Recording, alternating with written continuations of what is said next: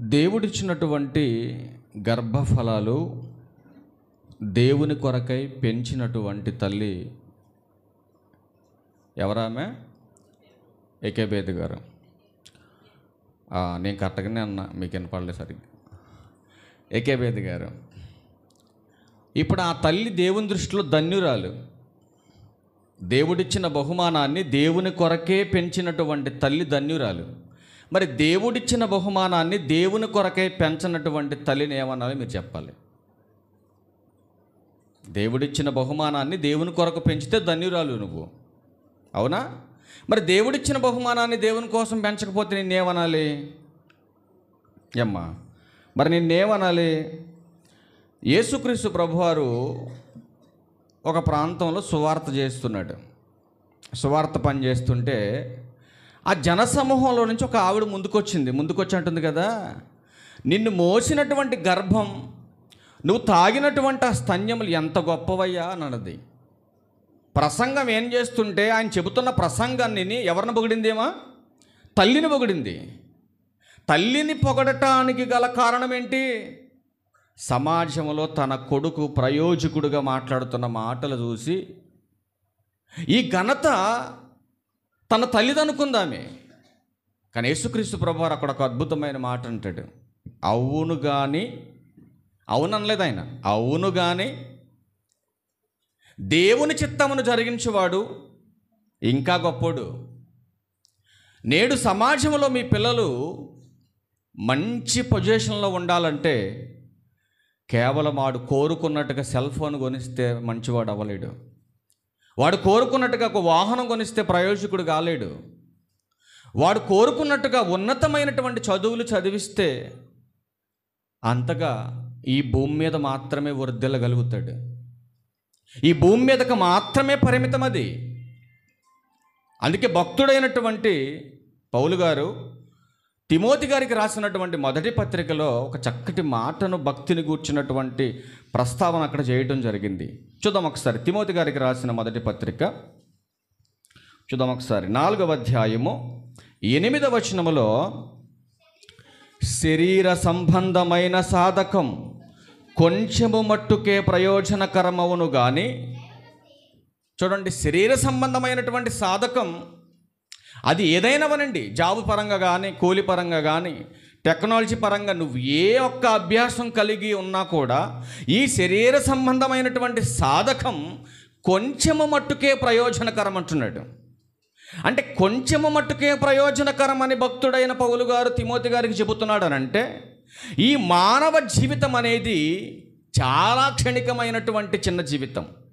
ఈ చిన్న జీవితంలో నువ్వు ఎంత సాధన చేసినా, ఎంత గొప్పవాడవైనా, ఎంత ప్రయోజకుడు అయినప్పటికీ కూడా ఆత్మ దేహంలో ఉంటేనే నీ ఉద్యోగం కానీ, నీ టెక్నాలజీ కానీ, ఈ దేహానికి కావలసినటువంటి ఏ సాధన అయినా ఆత్మ లోపలుంటేనే పనిచేస్తుంది నీకు.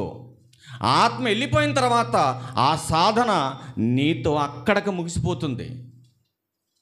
కానీ దేవుడు అంటున్నాడు కదా, దైవభక్తి ఎప్పటి విషయములోనో, అంటే ఈ జీవన విషయములోనో, రాబో జీవ విషయములోనో అది ప్రయోజనకరమైంది. ఇంత ప్రయోజనకరమైనటువంటి జ్ఞానాన్ని తల్లి బాల్యమందే నేర్పాలి వాడికి. తల్లి ఒడే మొదటి ప్రారంభ పాఠశాల కావాలాడికి. స్కూల్లో నేర్పుతున్నటువంటి పాఠాలు ఆత్మదేహంలో ఉన్న వరకే పనిచేస్తుంది. మరి ఆత్మదేహాన్ని కాల్చి వెళ్ళిపోయిన తర్వాత ఈ మహాజ్ఞానం వాడికి ఉపయోగపడుతుంది. ఈ జ్ఞానాన్ని నేర్పాలి తల్లి. నేర్పిస్తున్నారా? నేర్పించకపోతే నష్టపోయేది మీరే. నిజంగా మీ బిడ్డలంటే మీకు ప్రేమ ఉంటే, నిజంగా మీ బిడ్డలంటే మీకు అమితమైన ప్రేమ ఉంటే మీరు చేయవలసింది ఒక్కటే, అడగకుండా ఎన్నో కొని పెడతాం మన బిడ్డలకి. అడిగినవి కొన్ని పెడతాం, అడగకుండా ఎన్నో కొని పెడతాం. వాళ్ళు ఆనందంగా ఉండాలి, సంతోషంగా ఉండాలి. వాళ్ళకంటే వీళ్ళకంటే గొప్పగా నా బిడ్డలు ఈ సమాజంలో కనపడాలని మనం ఆనందపడతా ఉంటాం, ఆశతో వాళ్ళని పెంచుతూ ఉంటాం. కానీ ప్రియమైన దేవుని వారలారా, అన్నీ కొనించి ఆనందపరుస్తున్నటువంటి నీ బిడ్డలకు నిత్యానందమైనటువంటి వాక్యాన్ని కూడా వాడికి నేర్పించాలి. అన్నీ కొనించి అన్నీ నేర్పించి ఒక ఉన్నతమైనటువంటి వాడుగా ఆనందపడుతున్నావు, కానీ మరణం తర్వాత యుగ యుగాల వేతనకరమైనటువంటి ఆరణగ్నిలోకి జారిపోతాడు. జారిపోతే ఆరణగ్నిలో కాలిపోతాడన్న ఆలోచన నీకుంటే ఒక తల్లిగా తండ్రిగా దేవుడు కోరుకున్నట్టుగా నీ బిడ్డను పెంచు. దేవునికి ఇష్టమైనటువంటి రీతిలో నీ బిడ్డను పెంచు. ఒక ఉన్నతమైనటువంటి స్థితిలోకి నీ కుమారుణ్ణి చూడాలని నువ్వు ఆశపడితే, దేవుని ఇష్టాన్ని నువ్వు ఎరిగితే, దేవునికి నచ్చినట్టుగా నీ బిడ్డను నువ్వు పెంచాలి. కానీ దేవుడు ఒక మాట అడుగుతున్నాడు. నిజంగా రెస్పాన్సిబిలిటీ తల్లిగా నీకుంటే దేవుడు అడుగుతున్న ఈ యొక్క క్వశ్చన్కు నువ్వు ఆన్సర్ చెప్పగలగాలి. ఎందుకంటే చేసినటువంటి దేవుడు గొప్పోడా, మోసినటువంటి తల్లి గొప్పదా? ఎవరు గొప్పోళ్ళు మీరు చెప్పాలి. చేసిన వాడే గొప్పోడు, అవునా?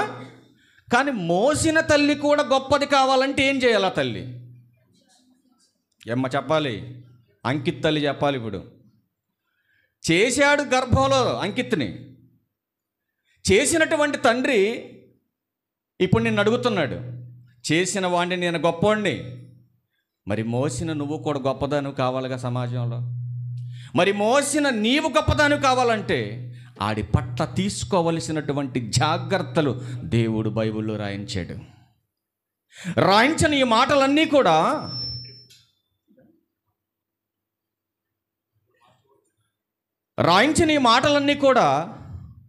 తల్లిగా తండ్రిగా మీరు నేర్చుకోవాలి. మీరు నేర్చుకున్న ఈ విషయాలు వాడికి నేర్పించాలి. మీరు నేర్పించబట్టేనా నాకు స్టార్టింగ్ రాగానే నిలబడి టక్ టక్ టక్ మాట్లాడాడు, అవునా? అలాగే నేర్పుకుంటూ తీసుకెళ్తే బాల్యము నుంచి యవ్వనానికి వెళ్ళిపోగానే బలవంతుని చేతిలో బాణము వంటి వాడుగా ఉంటాడు. అదే నేర్పించకుండా ఆయన ఉద్యోగం అని ఆయన తిరిగి, నీ వంట ఊర్పులను నువ్వు తిరిగితే మరి బలవంతుని చేతిలో బాణం వంటి వాడుగా ఉంటాడా? సమాజంలో చీడ పురుగుగా మారిపోతాడు. అందుకే దేవుడు అన్నాడు కదా, బాల్యములో వాడిని ఒక్క సెకండ్ కూడా నిర్లక్ష్యం చేయొద్దు. మీరు ఇంట కూర్చున్నప్పుడును, లేచినప్పుడును, త్రోవలో నడిచేటప్పుడును ఏం చేయమన్నాడు? ఒక్క నిమిషము కూడా వేస్ట్ చేయకుండా చెప్పేసి విడిచిపెట్టమన్నాడా? వాడు నేర్చుకునేంత వరకు నువ్వు నేర్పించు.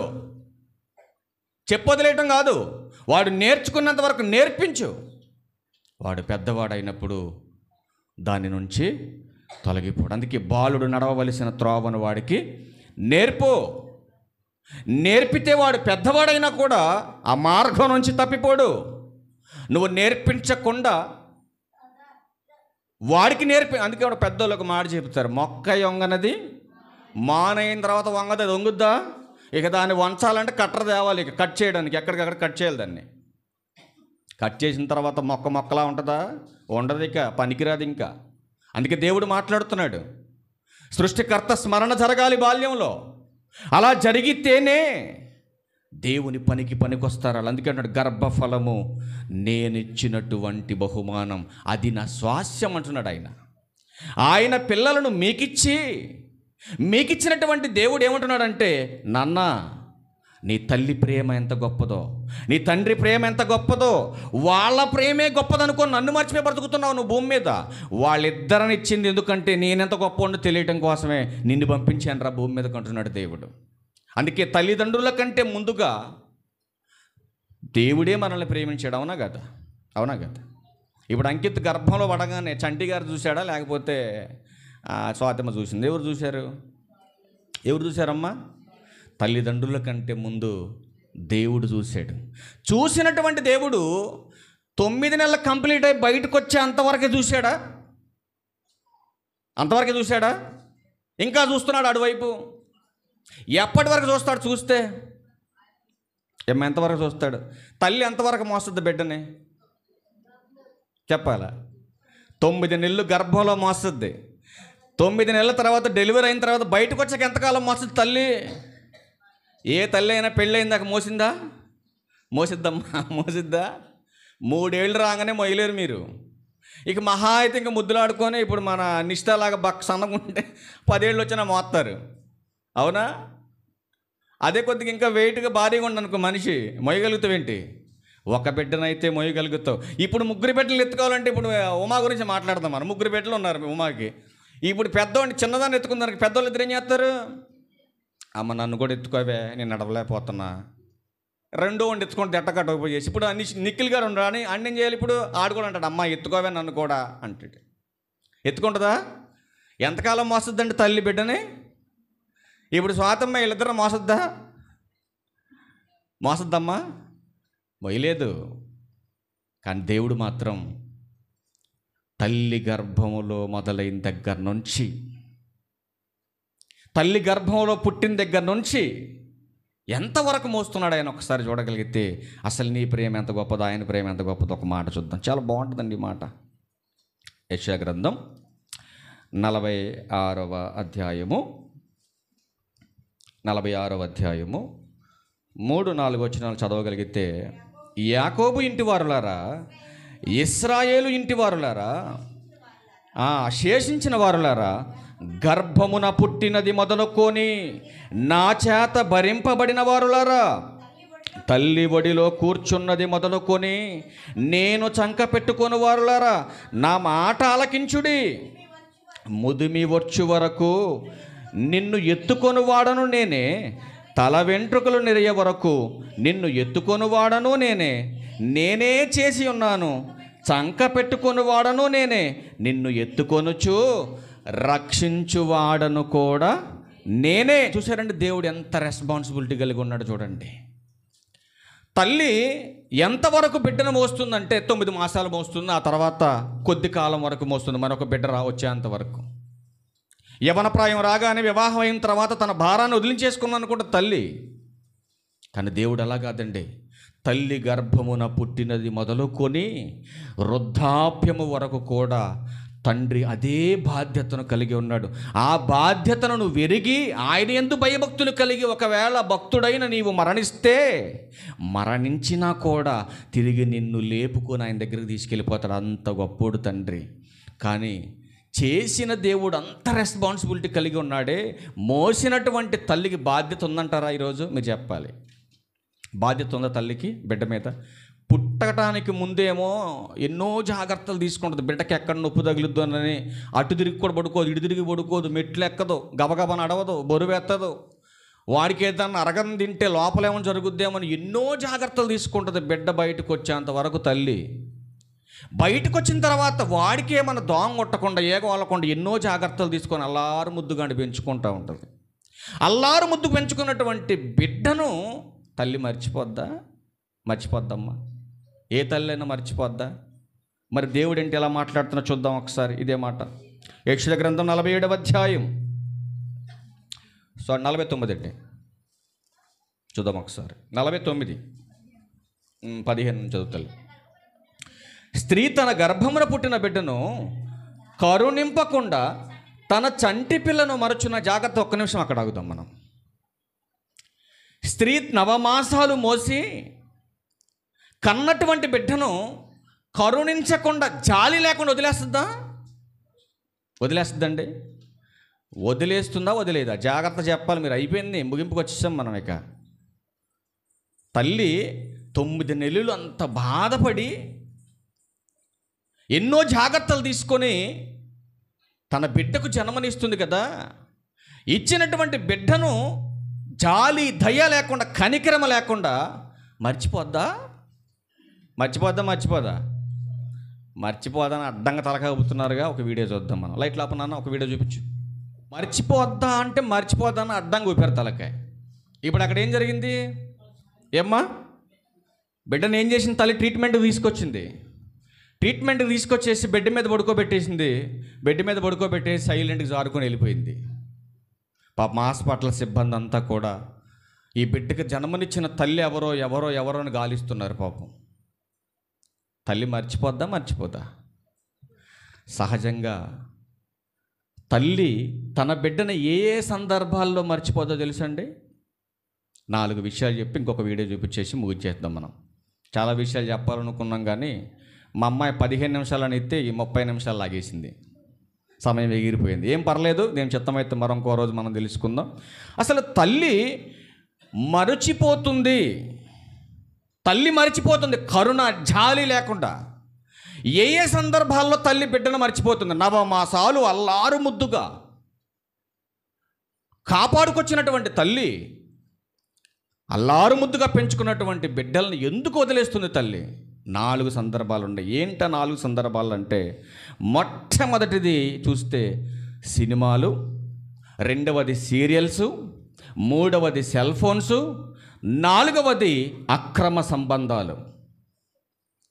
ఈ 4 లక్షణాల వల్లనే తల్లి తన బిడ్డను కరుణించకుండా, కనికరము లేకుండా, జాలి లేకుండా బిడ్డల్ని వదిలేస్తుంది తల్లి. అందుకే దేవుడు అంటున్నాడు కదా, వారైనా మరచుదురేమో కానీ, చూడండి ఎంత బాగుందో, ఎంత కనికరం కనపడుతుందో. వారైనా మరచుదురేమో కానీ నేను నిన్ను మరువను. చూశారండి దేవుడు ఎంత చక్కగా మాట్లాడతాడు. తన అరిచేతిలో చెక్కున్నాడంటండి. నా అరిచేతిలో చెక్కుకున్న మిమ్మల్ని అంటాడు ఆయన. తల్లి తన బిడ్డను ఎందుకు మర్చిపోతుంది? అక్రమ సంబంధం పెట్టుకొని బిడ్డలు ఆటంకంగా మారిపోయారని తన చేతులతో, తన ప్రియుడి చేతులతో బిడ్డను చంపేసి పెరట్లో పాతి పెట్టింది ఒక దుర్మార్గురాలైన తల్లి. చూపించిన నా వీడియో కూడా చూసారు కండి వీడియో. ఏం చేసింది తల్లి? ఏం చేసిందమ్మా? అక్రమ సంబంధం పెట్టుకొని బిడ్డ అడ్డొస్తున్నాడని ఎవడితో అయితే అక్రమ సంబంధం పెట్టుకుందో వాడితో ఇద్దరు కలిసి బాబుని చంపేసి ఏం చేశారు? పెరట్లో పాతి పెట్టారు. మరి ఇప్పుడు చెప్పండి, చేసినోడు గొప్పోడా, మోసింది గొప్పోళ్ళ? ఎందుకు గొప్పోళ్ళు కాలేకపోతున్నారు మోసినోళ్ళు? ఎందుకంటే చేసినోడుకున్న బాధ్యత మోసినోళ్ళకు ఉండదండి. ఆలోచించండి. ఇప్పుడు ఈ ఫోన్ నేను కష్టపడి కొనుక్కున్నా. ఈ ఫోన్ తీసుకెళ్ళి బొడ్డోడికి ఇచ్చాను అనుకో, దీని విలువాడికి తెలుసా? తెలియదు. నేను కష్టపడి కొనుక్కున్నాను కాబట్టి చాలా అల్లారు ముద్దుగా జాగ్రత్తగా చేసుకుంటాను నేను. అక్కడ దాకా ఎందుకు? నీ బంగారం ఆడికి ఇస్తావా? నువ్వు వేసుకొని తిరిగే బంగారం ఇస్తావాడికి? ఇవ్వో. విలువైంది ఏది కూడా ఆడి చేతికి ఇవ్వవు. కానీ విలువైన ఫోన్ కూడా ఒక్కోసారి ఆడికి ఇస్తున్నావు అంటే ఎందుకు ఇస్తున్నావో తెలుసా? నువ్వు 20,000 రూపాయల ఫోన్ అయినా వాడు పగలగొడతాడని తెలిసి కూడా, పాడైపోద్దని తెలిసి కూడా అప్పుడప్పుడు పిల్లలకు ఫోన్ ఎందుకు ఇస్తున్నారు చెప్పనా? మీకు అడ్డంగా ఉండకూడదని, పిల్లోళ్ళు మీకు ఆటంకంగా ఉండకూడదని విలువైన ఫోన్ అయినా నీ పనికి మాలినటువంటి వాటి కోసం పనికొచ్చుతున్నటువంటి ఫోన్ తీసుకెళ్ళాడు చేతిలో పెడుతున్నావు. వాడి జీవితాన్ని నీ చేతులారా నువ్వు పాడు చేస్తున్నావు. ఆలోచించండి ఒకసారి జాగ్రత్తగా. చూడకూడని వయసులో వాడు చూడకూడనివి చూస్తున్నాడు. చూసినటువంటి వాటినే వాడు మైండ్లో పెట్టుకున్నటువంటి ఆలోచనల్ని ఆచరణలోకి తీసుకొచ్చి సమాజంలో ఉపయోగిస్తున్నాడు. చాలాసార్లు మీకు చెప్పాను, ఒక పిల్లోడు గేమ్ ఆడి ఎంత ప్రమాదాన్ని తెచ్చుకున్నాడో మీకు చెప్పాను చాలా సందర్భాల్లో. అందుకే మీ పిల్లలు గేమ్లకి అడిక్ట్ అయ్యారంటే చాలా ప్రమాదం. చాలా జాగ్రత్తగా ఆలోచించండి. దేవుడు కోరుకున్నట్టుగా మీ బిడ్డలను పెంచాలని ఒక మాట చూపించి యేసుక్రీస్తు వారి గురించి ముగించాలని నేను ఆశపడతా ఉన్నా. చూద్దాం ఒకసారి లూకాసు వార్త 2వ అధ్యాయం. లూకాసు వార్త 2వ అధ్యాయం 52వ వచనంలో యేసుక్రీస్తు వారి గురించి ఒక అద్భుతమైన మాటను చదువుకొని క్లోజ్ చేద్దాం. యేసు జ్ఞానమందును, వయసునందును, దేవుని దయ్యందును, మనుషుల దయ్యందును వర్ధిల్లుచుండెను. యేసుక్రీస్తులా మన పిల్లలు వర్ధిల్లాలంటే మన పిల్లల్ని ప్రభు యొక్క శిక్షలో, ఆయన బోధలో మన పిల్లల్ని మనం పెంచగలిగినప్పుడు క్రీస్తు వలె మీ బిడ్డలు ఎదుగుతారు, వర్ధిల్లుతారు. కాబట్టి ప్రతి తల్లిదండ్రులు కూడా గమనించవలసిన విషయం ఏంటంటే, మీ బిడ్డల్ని దేవుని కొరకై పెంచాలి. ఉద్యోగాలు చేయొద్దని ఎవరు చెప్పలేదు, కష్టపడి పని చేసుకోవద్దని ఎవరు చెప్పలేదు. ఈ బ్రతుకు బండి ముందుకెళ్ళాలంటే ఈ బ్రతుకుకు అవసరమైనటువంటి జీవనోపాధి కొరకే మనం కష్టపడాలి. అది బాధ్యత భూమి మీద. ఆ బాధ్యతతో పాటు ఈ జీవితంలో ఈ బాధ్యత ఎంత బాధ్యతగా మనం వాడికి నేర్పుతున్నామో బ్రతుకు బండి ముందుకెళ్ళటానికి, ఈ బ్రతుకు ముగించుకొని మరొక బ్రతుకులోకి మనం వెళ్ళాలనేది వాడికి నేర్పించాలి. ఇక్కడే దేవుడిచ్చిందే చిన్న కాలం. 6 నెలలు బతుకుతామని గ్యారంటీ ఉంది ఎవరికైనా? రేపటి వరకు ఎవరు ఉంటామో గ్యారంటీ లేదు. వారంటీ లేనటువంటి బ్రతుకు మనకిచ్చాడు. మొబైల్ షాప్ వాడు మాత్రం ఎంతవరకు దీనికి వారంటీ ఉంది ఇచ్చాడు, కానీ దేవుడు మాత్రం నీ బ్రతుకు వారంటీ ఇచ్చాడా? ఇచ్చాడండి. కొంతసేపు కనబడి అంతలో మాయమైపో ఆవిరి లాంటి బ్రతుకు నీకు ఇచ్చాడు. ఈ క్షణికమైన ఈ చిన్న జీవితంలో దేవునికి నచ్చినట్టుగా మనం బ్రతకాలి, దేవుని ఇష్టాలు నెరవేర్చేవారుగా మనం బ్రతకాలి. కానీ ఈ దేహం కోసమో లోకం కోసం మనం బ్రతికి చనిపోతే నిత్య రాజ్యములో మనకు ప్రవేశం లేదని ప్రభు పేరట మిమ్మల్ని అందరిని హెచ్చరిస్తూ, నన్ను నేను హెచ్చరించుకుంటూ ఈ నా మాటలు ముగిస్తా ఉన్నా. అందరికీ వందనాలు. తల్ల వంచినట్లయితే